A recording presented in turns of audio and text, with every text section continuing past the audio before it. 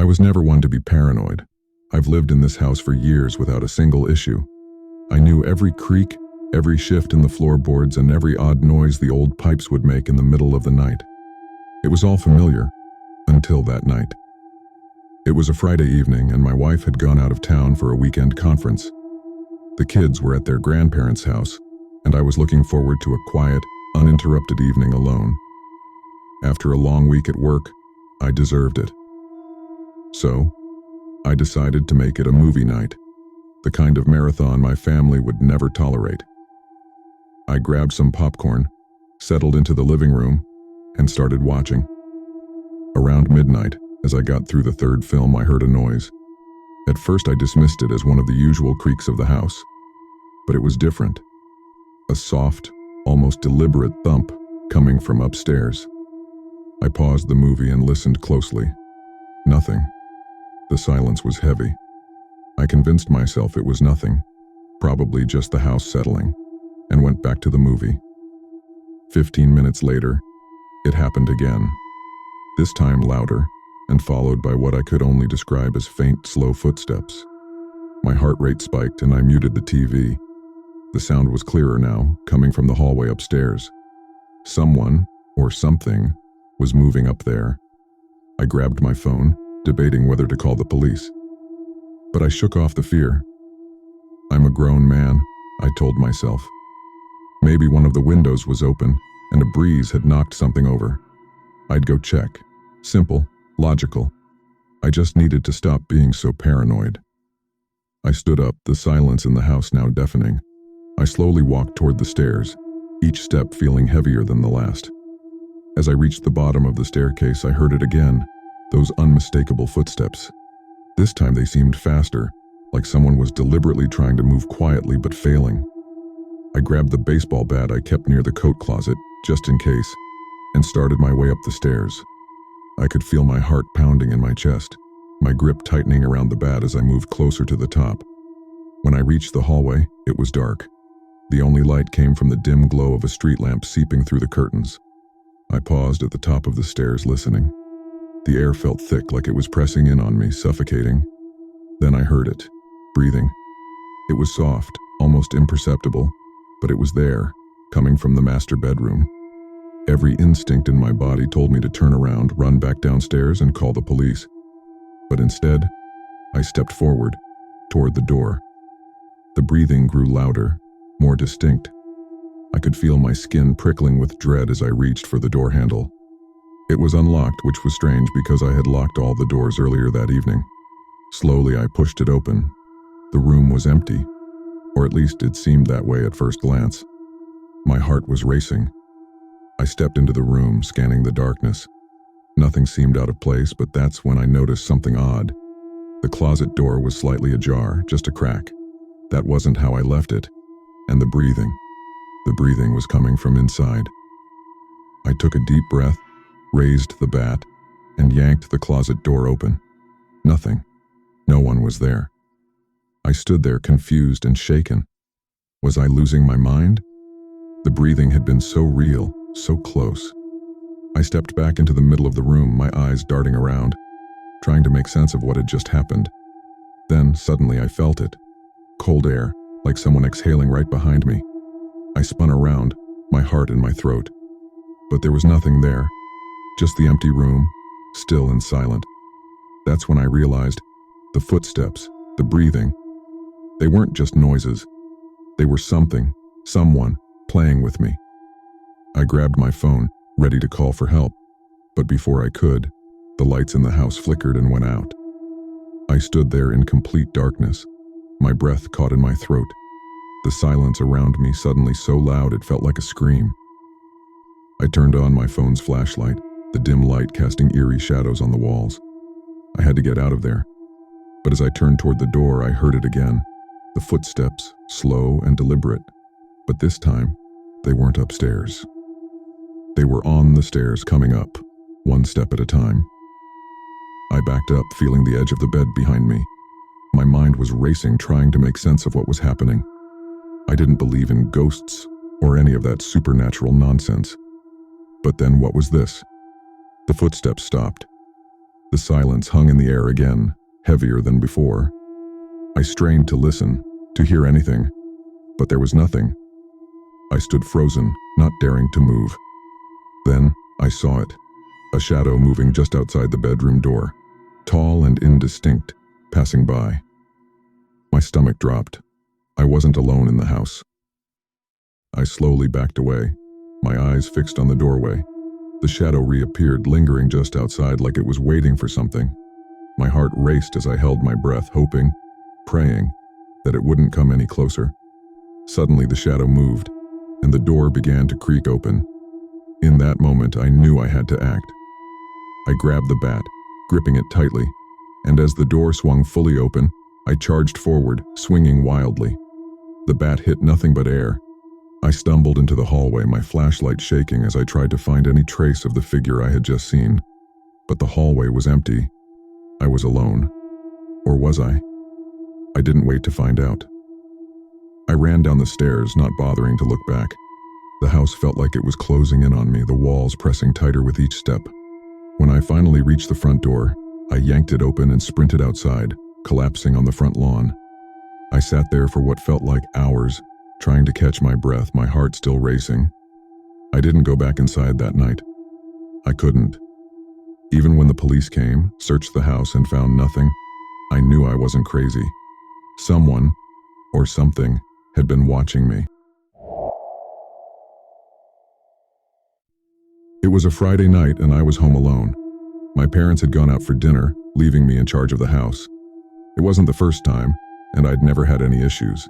In fact, I kind of enjoyed having the place to myself. It gave me a chance to unwind, watch some TV, and play video games without interruptions. Around 10 p.m., I was getting comfortable on the couch with a bag of chips, scrolling through social media, and half watching a movie. The house was quiet, but I liked it that way. After a long week, the solitude was comforting. That was until I heard the knock. It was a faint sound at first, barely audible over the movie. I paused the TV and listened closely. Silence. I shrugged it off, assuming it was nothing. Maybe just the house settling or the wind brushing against the windows. But then it happened again. This time louder, more distinct. Knock. Knock. Knock. I froze. The sound was coming from the front door. A quick glance at the clock told me it was almost 10:30 p.m. Who would be knocking at this hour? My parents wouldn't be home until midnight, and they definitely wouldn't knock. They had keys. I hesitated for a moment, considering whether to check, but my curiosity got the better of me. I got up from the couch and walked slowly toward the door. The living room lights were dim, casting long shadows across the floor. My heart was beating faster than it should have been. I tried to tell myself it was just a neighbor, or maybe someone who had the wrong house. When I reached the front door, I hesitated again, my hand hovering over the lock. Another knock, louder this time, echoed through the hallway. Knock, knock, knock. I took a deep breath and peered through the peephole, but when I looked, no one was there. The porch was empty, the street outside quiet and still. I blinked, confused, and checked again. Still nothing. I opened the door cautiously, just a crack, enough to see outside. The cool night air hit my face and I scanned the driveway and street. Not a soul in sight. My house was at the end of the cul-de-sac and the streetlights barely illuminated the edges of my lawn. I stepped out onto the porch and glanced around. The neighborhood was dead silent.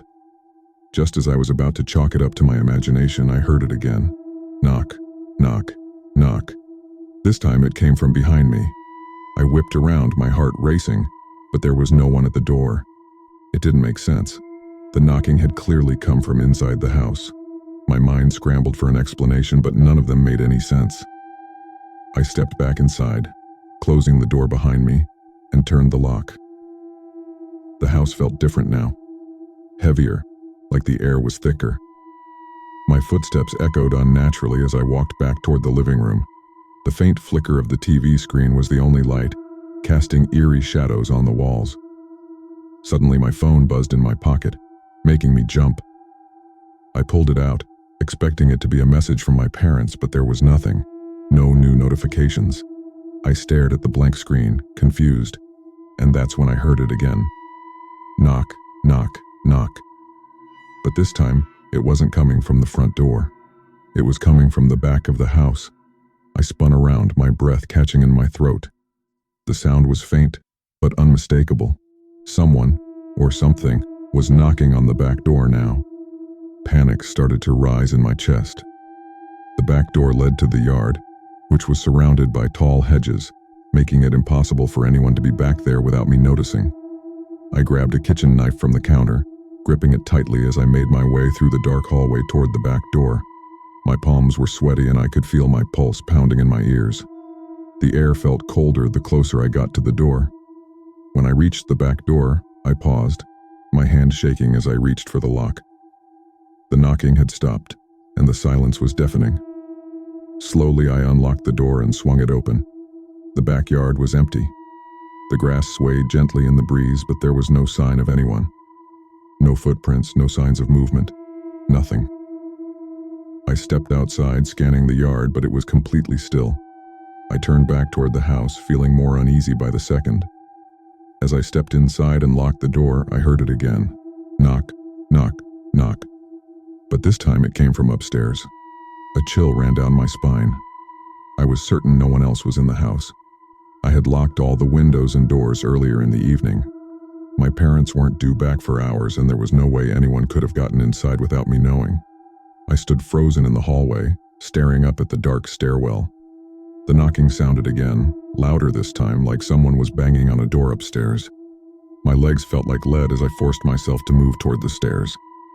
Step by step, I climbed the staircase, my heart pounding with every creak of the old wooden steps. The house felt colder, the air heavy with an unnatural stillness.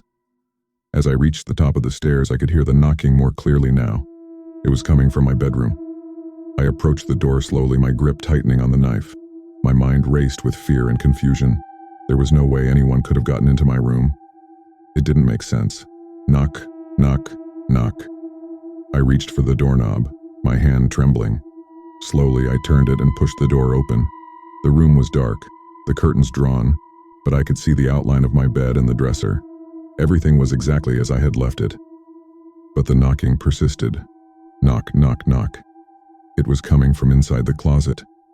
I froze, my eyes locked on the closet door, which was slightly ajar. A cold sweat broke out on the back of my neck as I inched closer. The knocking continued, soft but rhythmic, like someone, or something, was trapped inside. With every ounce of courage I could muster, I flung the closet door open, knife raised. Nothing. The closet was empty. No one was there. I stood there, staring into the empty closet, my mind reeling. What was happening? Had I imagined it? Was I losing my mind? But before I could even process what was going on, my phone buzzed again.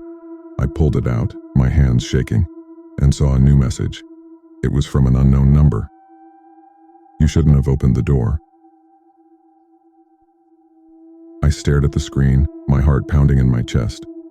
Before I could react, there was a final knock. But this time, it wasn't from inside the house, it was right behind me, right? I never liked being home alone, especially at night. It wasn't that I was scared, but there was always something unsettling about the quiet. The house seemed to creak more, the shadows felt longer, and every little sound made my imagination go wild. But that particular night, I had no choice. My parents were out of town, and I had the whole house to myself. The evening had started normally. I made myself some dinner, watched a couple of movies, and scrolled through my phone. As midnight approached, I felt a bit restless, so I decided to head to bed early. The house was completely silent, save for the occasional hum of the refrigerator or the distant sound of a car passing by outside. After brushing my teeth and turning off all the lights, I climbed into bed and pulled the covers up. Just as I started to drift off, I heard something. A faint tapping sound. At first, I thought I was imagining it. I lay there, completely still, listening closely. For a few moments, there was nothing but silence. I sighed and closed my eyes, but then it happened again. Tap, tap, tap. It was soft, but persistent, like someone was tapping on a wooden surface. I sat up in bed, my heart starting to race. I listened carefully, trying to figure out where the sound was coming from. It wasn't outside. It sounded like it was inside the house. I got out of bed, my feet hitting the cold wooden floor, and made my way down the hallway. The tapping continued, growing slightly louder. It seemed to be coming from upstairs, from the attic. Our attic was rarely used, mostly just for storage. It was a small, cramped space that always gave me the creeps. I'd only been up there a handful of times, and each time, I had a sense that something wasn't quite right. The air felt heavier, and the space always seemed darker than it should have been. As I stood at the base of the attic stairs, I hesitated. I could still hear the tapping, rhythmic, and almost deliberate. My mind raced with possibilities. Maybe it was just an animal that had gotten inside, or maybe something had fallen over. I grabbed the flashlight from the kitchen drawer and cautiously pulled down the attic ladder. The old wooden steps creaked under my weight as I climbed up, the tapping sound growing louder with each step. My hands were trembling slightly as I pushed open the attic door. The attic was pitch black, and the air felt cold and musty. I shone the flashlight around, illuminating boxes, old furniture, and dusty knickknacks. Everything seemed in place. There was no sign of anything unusual. But then, just as I was about to turn around and head back downstairs, I heard it again. Tap, tap, tap. It was coming from the far corner of the attic behind a stack of old boxes. I froze, my heart pounding in my chest. Something wasn't right.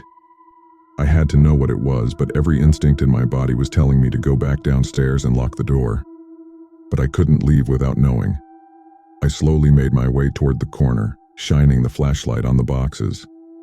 The tapping stopped, and for a moment, the silence was deafening. My breath hitched in my throat as I reached the boxes. I pushed them aside, revealing a small wooden chest. It was old, covered in dust, and looked like it hadn't been touched in years. But the tapping had come from inside it. I hesitated, my hand hovering over the latch. Every part of me wanted to leave, but curiosity got the better of me. I unlatched the chest and slowly lifted the lid. Inside, there was nothing but a small, folded piece of paper. I picked it up, my hands trembling, and unfolded it. The paper was yellowed with age, the handwriting faded, but still legible. It read, "He's in the house." My heart skipped a beat. The words sent a chill down my spine, and I dropped the paper as if it had burned me. I stood there, frozen in place, trying to make sense of what I had just read. Who was in the house? What did this mean? Suddenly, the tapping started again, but this time it was louder. It wasn't coming from the attic anymore. It was coming from downstairs. I quickly descended the attic stairs, my mind racing. The house was completely still, but I could hear the tapping, rhythmic and deliberate. It sounded like it was coming from the kitchen. I moved cautiously, my hands gripping the flashlight tightly. As I reached the kitchen, I saw it. The back door was slightly ajar, swinging gently in the breeze. I hadn't opened it. Panic surged through me. Someone had been in the house while I was in the attic. I locked the door and backed away, my mind screaming for me to get out of there, but I couldn't move. And then I heard it. A soft, chilling whisper that sent a shiver down my spine. "I'm not alone." The whisper seemed to come from all around me, echoing off the walls. My heart raced as I backed into the living room, glancing around frantically. But there was no one there. Suddenly, I felt a cold breeze brush against my neck, and I spun around, my flashlight flickering. The living room was empty, but the feeling of being watched was overwhelming. I stumbled back toward the front door, my breath coming in short, panicked gasps. I flung open the door and ran outside, not stopping until I was halfway down the street. I stood there, gasping for breath, looking back at the house. The windows were dark, the house silent. But deep down, I knew something, or someone, was still in there. The tapping had stopped, but the whisper lingered in my mind.